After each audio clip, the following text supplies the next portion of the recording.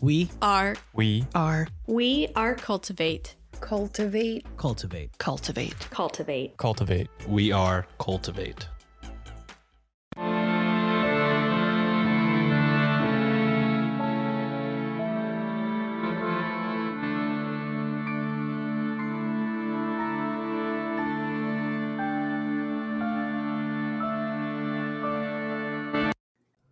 Hello and welcome to Ye Olde Crime, where we discuss the funny, strange, and obscure crimes of yesteryear. I'm your host, Lindsay Valenti, and with me is my sister and co-host, Maddie Stengel. Hello. How are you? Good. I'm at the very tail end of my sinus infection, so hopefully by next week I'll be back to 100%. I hope so too. By the time this comes out, your birthday will have already happened. So happy belated birthday. Thank you. Thank you very much. I'm sure it was just okay. Because it's on a Monday. Yeah. It's a 5-er this year, right? It is. I'll be 35. Congratulations. Yeah. Thanks. On that note, it is obviously birthday month. And it is birthday month. Maddie has chosen all of the topics for this month, as has been tradition. And I've already forgotten them as tradition. Yeah. I was just going to say, you probably have no idea anymore, because I think I had you pick them like 2 months in advance. So. And I think I changed my mind too, because you're like, this one doesn't have enough information, just pick out more. And I even picked out more than normal, I think. Now I really have no idea. So before we dive into the episode itself, since it is the first episode of the month, we need to shout out all of our subscribers on Buy Me a Coffee. That means we need to thank Charlie, Elizabeth, and Sarah for being monthly supporters. Thank you so much, everybody. That will be my birthday gift. Just your support. Yeah. I'll take it and appreciate it. Yeah, so thank you for supporting us. And if you would like to support us as well, you can do so for $1 a month or $5 a month or just a one-time donation. And we have a link in our show notes to our Buy Me a Coffee page. And if you would rather do Venmo, we also have a Venmo business page. And that is also linked in our show notes. Sweet. All right. Let's discuss Eugenia Martínez Vallejo. Ooh. Information was pulled from the following sources: a 2021 Girl Museum post by Claire Roche, 2021 All Poetry post by John Macapaulau. I hope I did that right. A 2019 Irish Independent article by Niall McMonigal. Hope I did that one right too. Atlas Obscura, Museo del Prado, and 2 Wikipedia links. Short and sweet this week. And as always, thank you to Carrie Ann for her research assistance for this episode. Thank you, Carrie Ann. And links to all of these articles will be included in the show notes. Want to be social with us? You can see pics from this week's episode, bonus content, and funny memes on X at Ye Olde Crime Pod, or on Facebook, Instagram, Threads, TikTok, and YouTube at Ye Olde Crime Podcast. Speaking of YouTube, we have a special playlist just for our Can You Crack the Cramp Word segments with our guest podcasters to see who can correctly guess the meaning of some obscure Victorian slang terms. If that's your thing, check it out. Eugenia Martínez Vallejo had a very memorable birth. All right. In 1674, her parents, Antonia de la Bodega and Jose Martínez Vallejo, had just entered church in the tiny village of Meredad de Montella in Barcenas, northern Spain, to attend Sunday Mass, as one does. Right. Especially then. Yes. Antonia was several months pregnant And while in church, she started to experience such sudden and severe contractions that she was forced to give birth right there. Fun. And totally not mortifying for a woman of God. Yeah. Sorry, baby Jesus and the Virgin Mother. Gosh, could you imagine too, like, if they're in like the back? Oh my God. Like, how big is this church, you know? Like, yeah. How many people are staring at them? Well, it's in a tiny village, so I'm sure it's a very Everybody small was church. there. Everyone's like, cool. Now, most people aren't born in a church. Fun fact. Fair. And Eugenia's birth was seen as a sign that she will go on to do great things. That makes sense. No one could have ever predicted, however, just how unusual and unique of a life she would actually go on to live. Ooh. As a baby, Eugenia always seemed to be hungry and rapidly gained weight. And at this time in history, beauty standards favored a heavier set woman. It was considered a sign of good fortune, good health. Wealth. Yes. You can afford food. You can afford good food. Yes. That's why it's a sign of beauty. Yes. Even so, Eugenia soon began to exceed what would be considered normal at that time. Yeah. By the time she was 1, she weighed 55 pounds or 25 kilograms. Oh.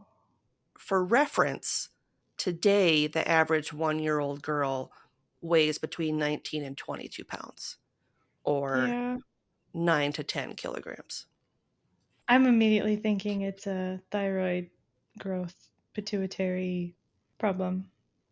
Or cortisol, yeah. Mm-hmm. By the time she turned 6, she'd gained an additional 100 pounds, putting her at 155 pounds or 70 kilograms. That would be hard on a small body like that. 55 pounds on a 1-year-old body would be really, really hard. She probably didn't develop her bones and stuff properly with all that. Yeah. I mean, it probably was fine for the most part, but that's a lot of extra pressure on joints that are just starting to form. Mm-hmm. People forget that you're not born with kneecaps. Yeah. Mm-hmm. So I wonder how her kneecaps were. Yeah. As she continued to age and grow in size and weight, news of Eugenia's unique physique reached the palace of King Charles II of Spain. Weird. Like, okay, sure, I guess.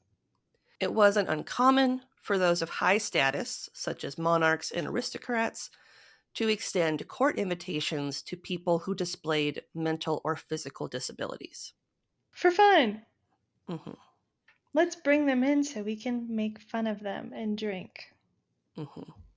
Just as freak shows would become popular between the 1840s and 1940s, during the 16th and 17th centuries in Spain, it was common to parade those with disabilities around for the entertainment of the upper crust. Great. So even though her weight would highlight or assume that she is one of them because she has gone beyond it, now she can be made fun of and is no longer respected. Yes. Cute. And just to kind of highlight what we're discussing, I can't remember what monarch it was, but in my research, there was one monarch that would have like 100 little people that they would have as like jesters that would come in and entertain them. Yeah. It sucks, but at the same time, if that was your situation during that time, becoming a jester for a monarch was probably the safest thing you could do. Mm-hmm. And potentially the best life you could have in that situation during that time.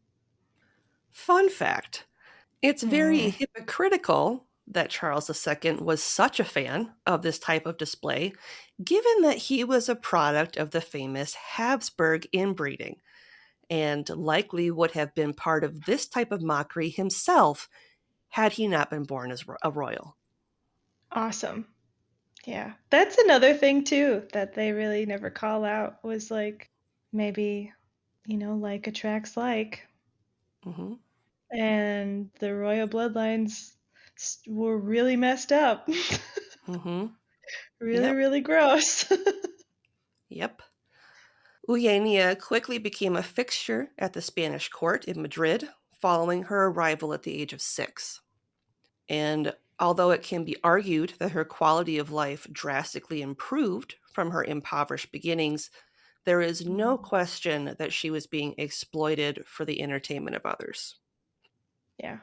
Yeah, that's just kind of the point I made before. Like, is it a better life in general?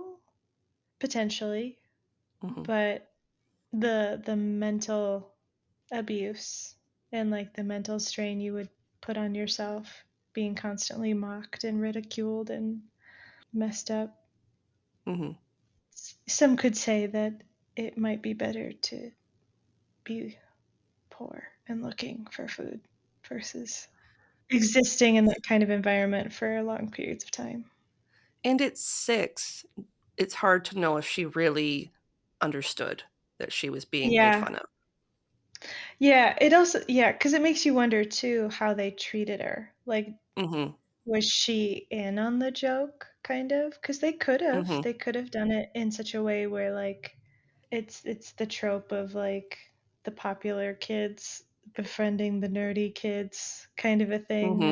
Like, oh wow! So they could have done it like that, especially with her being 6.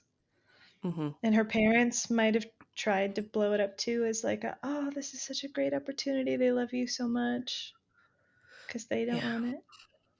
Yeah. Why did they pick this? Oh no. I know. I was like, okay. Contemporary accounts noted that she was very popular with visitors who admired her sweet personality and pretty face. Even so, she was commonly referred to as La Monstrua, or the monster, and never received any form of payment for the time she spent entertaining people. No, because her just being in their presence was probably enough for them. They wouldn't know what a person needs. They've never had to figure that out. Jose Moreno Villa was unable to find any financial accommodations for her in the palace records, which leads him to believe that she was not part of the service class at the court, but was instead brought in to attend celebrations and gatherings. So she wasn't like a jester that would have been paid in like room and board and food to be able to live in the court and provide entertainment. She was just someone that was brought in periodically and then sent home. Oh. Yeah. Oh, so she gets like the worst end of all of it then. Why did I'm trying to rack my brain now of why I picked this story. I have no idea. Not like you would have known. I know, but maybe I just liked her name. I don't know. Maybe.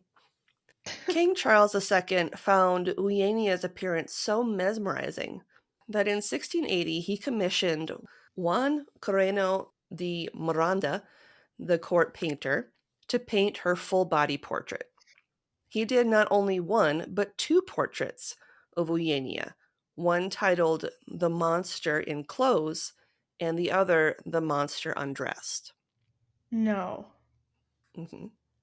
No. How old was she for this? 6. She was 6.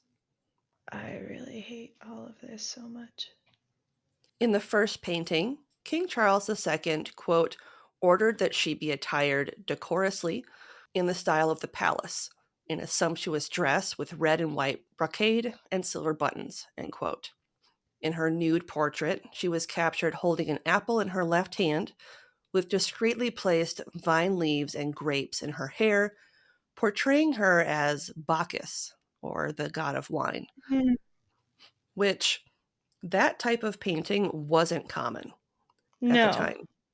That screams so many, like there are so many blaring alarms in my head right now as to why anyone would want that commissioned. Yeah.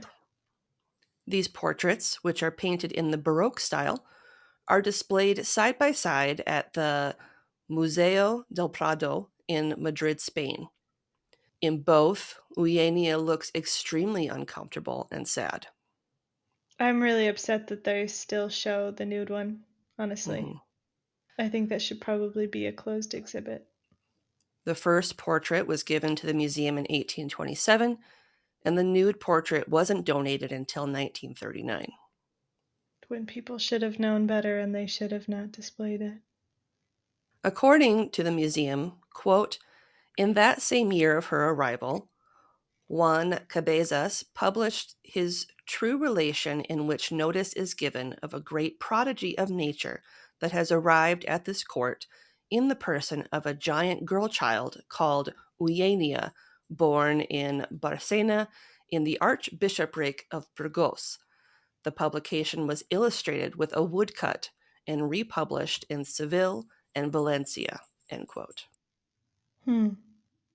Juan further described Eugenia as, quote, she is white and her face is not terribly unpleasant, although very large.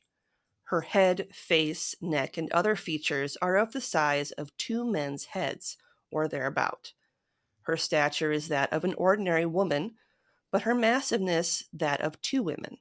Her belly is so vast that it equals that of the largest woman in the world when she is within days of giving birth. Her thighs are so very thick and fleshy that they ride one upon the other, and they conceal from sight her private parts. Her legs are little less than the thigh of a man, and they and her thighs have such rolls of flesh that they ride one upon the other with shocking monstrosity, and although the feet are in proportion to the edifice of flesh they sustain, the result is that they are almost like those of a man. She moves and walks with some effort, due to the inordinate greatness of her body, which weighs 5 arrobas, or 125 pounds, and 21 pounds, a thing unheard of at such a young age, end quote. Unfortunately, medical treatments in the 17th century weren't what they are today, and Eugenia passed away at the age of 24 in 1699. That's still incredibly impressive and a long life for somebody who might have had an endocrine issue like that, unmedicated, you know? Looking back, her symptoms are reminiscent of a genetic condition known as Prader-Willi syndrome. This rare genetic disorder, which affects 1 in every 15 to 20,000 people, is caused by a loss of function in specific genes along the 15th chromosome. Newborns will exhibit symptoms such as weak muscles, slow development, lack of eye coordination, thin upper lips, almond-shaped eyes, and poor feeding due to a lack of a strong sucking reflex. Interesting.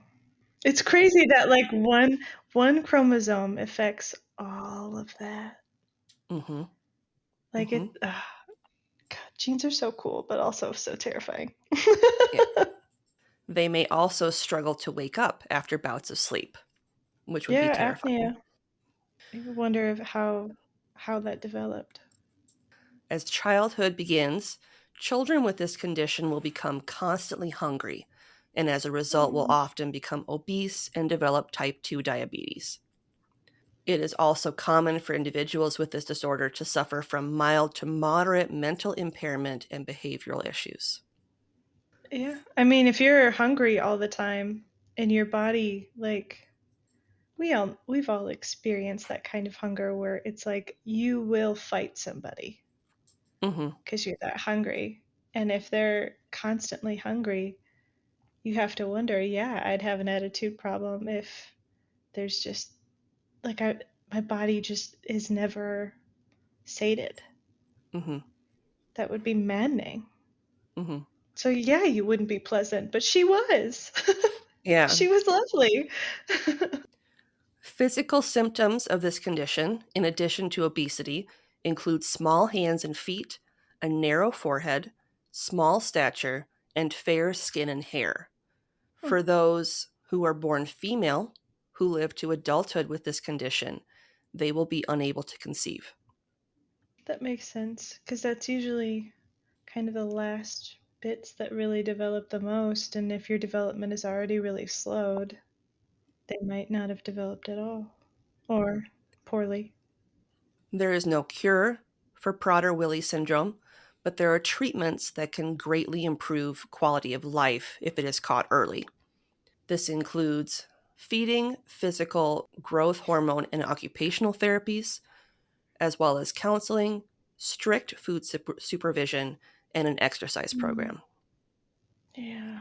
I just wonder now if we're able to help, because like the constant feeling of being hungry makes me think of ghrelin production, and we're able to help with the ghrelin production or ghrelin sensitivity a lot better now, but it's hard. Yeah, God, that would be hard. That'd be so hard. Eugenia and her portraits are commonly referenced and included in scholarly publications regarding Prader-Willi and similar congenital disorders. In 1941, Spanish physician and scientist Gregorio Marañón noted that her portrait represents the first known case of hypercorticism or Cushing syndrome. Oh, so she had Cushing's. He also pointed out that given how she grasps the fruit in the portrait in which she is clothed, it's likely she was left-handed. Oh, cute. That's really funny that you can tell that from how she's holding something. Eugenia's memory was further immortalized in 1997 thanks to artist Amado Gonzalez Hevilla, or Favela, who created a sculpture of her image that is on display in Avila, Spain, on Carreno Miranda Street. Using her portraits as a reference, the bronze statue is nearly life-sized. At the base of her statue is a little mouse that can be seen scurrying past her feet. Favela added it as a homage to the mouse that would visit him in his studio while he was working on Eugenia's sculpture. So that's kind of a cute, fun fact. Unfortunately, this little mouse is often the victim of theft and has had to be replaced numerous times by the city. Oh, I bet. I bet you could probably just knock it right off if it's delicate. Yeah, because there's no good way in which it was like attached to the base of this sculpture. Bummer. I know. It makes me sad when I read that. There is an inscription on the base of her sculpture, but I was not able to find a translation for that. We do have pictures of it that we will be sharing on social. So if you are a native Spanish speaker and are able to share that information, I'd be interested to read what it says. Yeah. Finally, there is a lovely poem that John Nakapaulau wrote in honor of Eugenia that I wanted to share with you. Okay.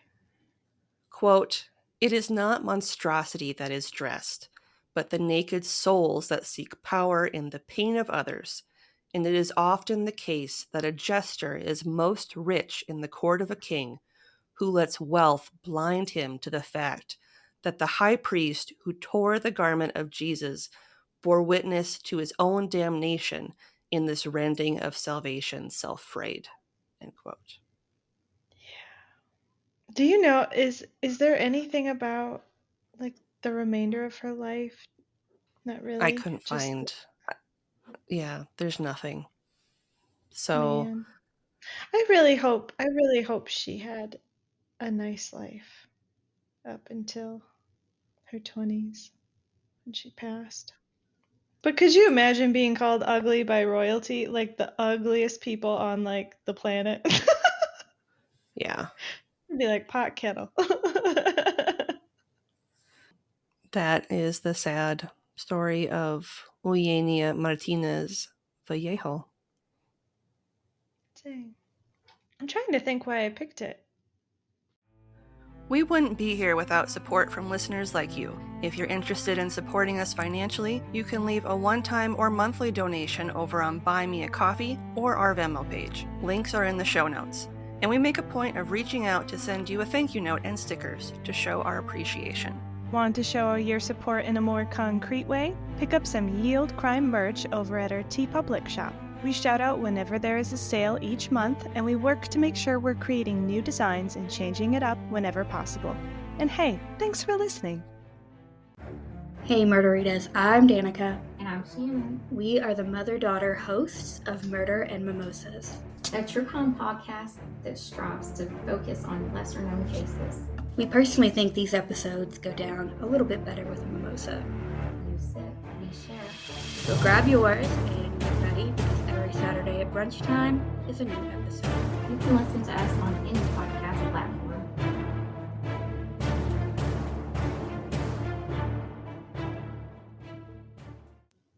Anyway, this week's podcast plug is the Murder and Mimosas podcast, a true crime podcast with a focus on lesser-known crimes and the background of those who commit these heinous acts. Each case is told with a bit of Southern sass, but with tons of in-depth research and respect for those lost. Join this mom and daughter duo as they sip their mimosas while diving into tragic cases. New episodes are released every Saturday, just in time for brunch and a mimosa of your own. They're part of the Darkcast network, and we will have a link to their show in the show notes. And this week's listener question comes from our friend Brent over on X. Oh, hey Brent.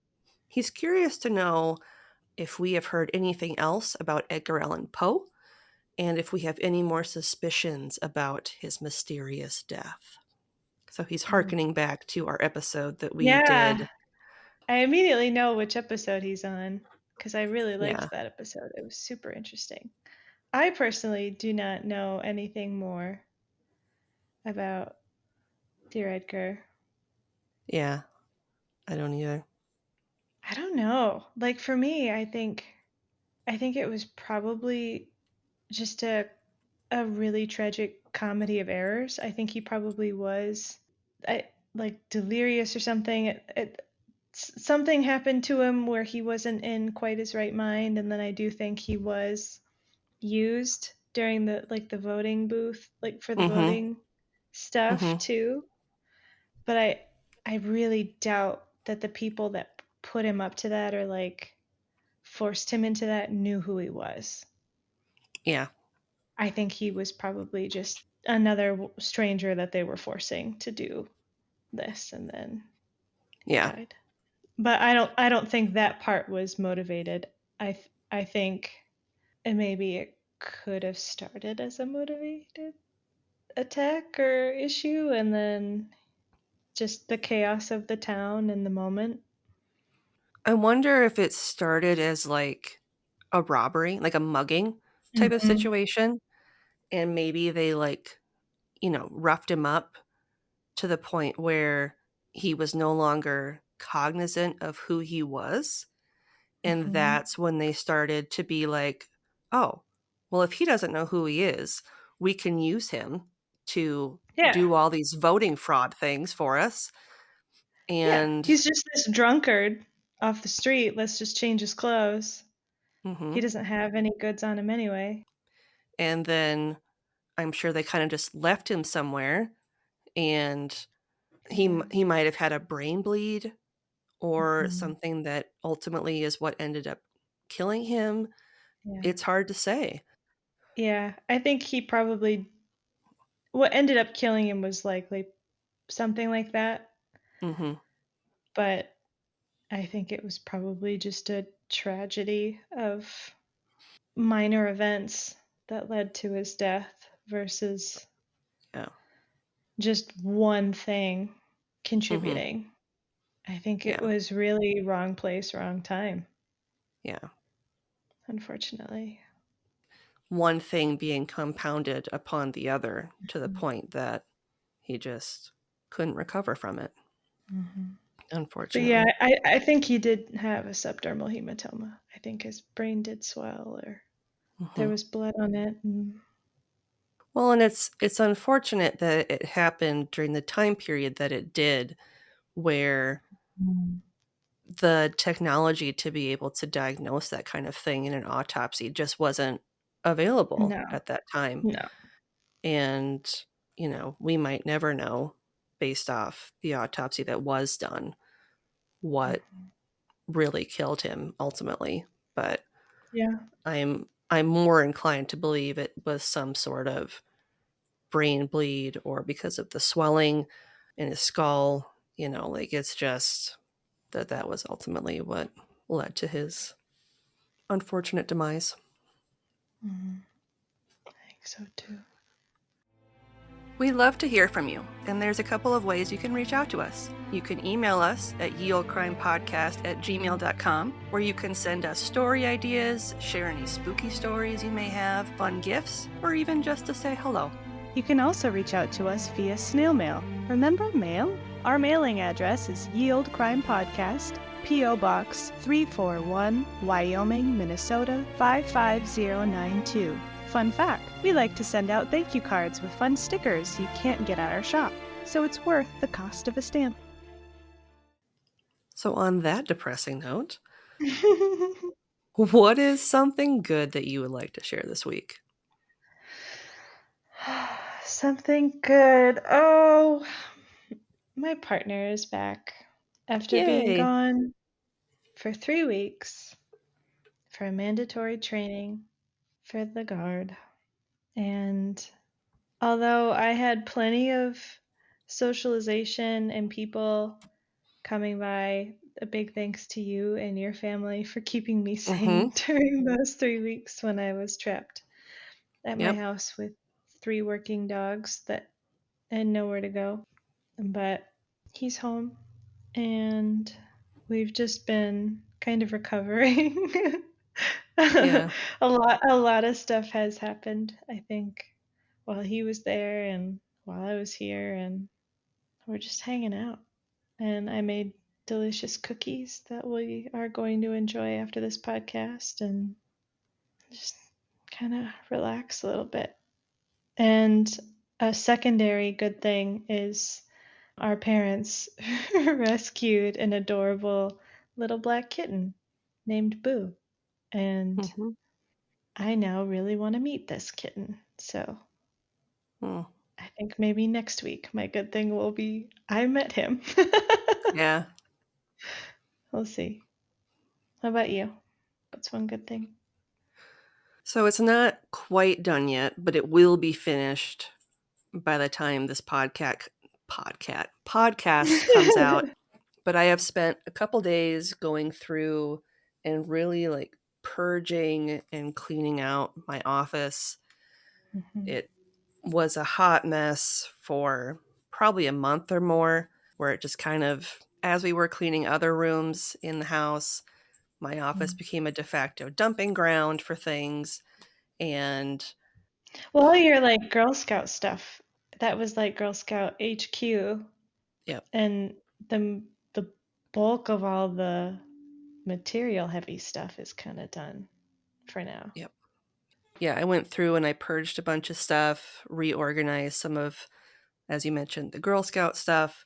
So it's easier to kind of keep track of the different things that I have on hand for meetings, like pencils and all that kind of stuff. So now it's easier to find things. Those can pile up so fast. Something so small as pencils. If you buy a pack of pencils every time and you only have 10 kids, you're going to have 100 pencils by the end of the year. Well, because at one point, during COVID, they each had to have their own set of things. And, we haven't used up all of the pencils and markers and crayons yet. No. And I have periodically gone through and, tossed out all the broken crayons and the markers that are all dried up. But at one point we did have 10 kids. So I still have 10 kids worth of things that haven't fully been used up yet. But part of the urge to actually just get the office done is we did release Pascal, our tiger salamander. He wasn't doing the best. He was looking a little rough and he wasn't eating. So I kind of figured we'd let him return to the wild to kind of live out his final days if he's, on his way out, or maybe being outside would help him recover from whatever he was suffering from. So have you seen him at all? No. But I also haven't been looking for him either. So no, but yeah, maybe he's just thriving underground, doing his little salamander thing. We released him in a little garden area that, we did it on a day when it had just rained, so it was kind of wet and the proper sort of weather conditions to release him. So I hope he's happier where he is. But yeah. Too. All right. Shall we? We shall. We will be having a sale at our TeePublic shop August 6th through the 11th. So you can enjoy 35% off everything in our shop. And you can find a link to that in our show notes. If you love the show, the best way to support us is to leave a 5-star rating and review on Apple Podcasts, Podchaser, Good Pods, CastBox, Podcast Addict, and or Audible. Links to all of these are in our show notes, or if you're already listening on one of these platforms, you know what to do. Oh, and while you're at it, shoot us a question you'd like to hear us answer on the pod. We'll give you a special shout out and address your burning questions all at the same time. The weirder, the better. Submit them via link in our show notes or shoot them to us in our DMs. On that note, as always, I'm Lindsay. And I'm Madison. And we'll see you next time with another tale as old as crime.